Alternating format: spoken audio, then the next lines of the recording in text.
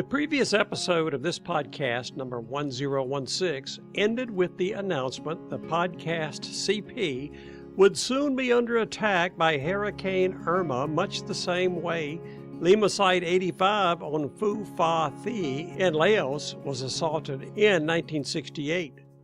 Shortly after the episode was put on the air, Irma scored a nearly direct hit on the podcast CP.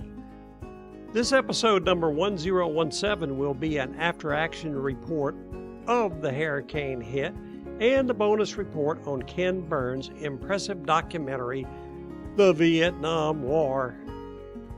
Hurricane Irma blasted Lake Placid and the immediate environs with sustained winds in excess of 100 miles per hour for 6 hours. The podcast CP, which is located in the writer's residence, held up well until about 11 p.m. Saturday night, September the 9th, 2017.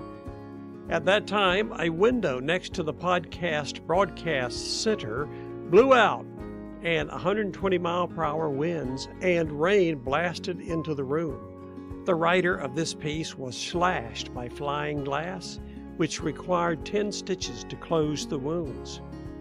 After 10 days of no power, water, phones, TV, or internet service, things are slowly coming back. The stitches have been removed and all essential services have been reinstated. The podcast should be back on a regular schedule beginning with this episode.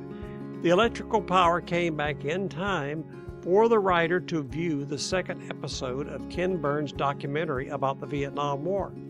There have been both positive and negative opinions about the program. The first episode of the program may have covered the real reason why Ho Chi Minh hated America. If it did not, you will be pleased to know the reason why will be explained in detail in this podcast.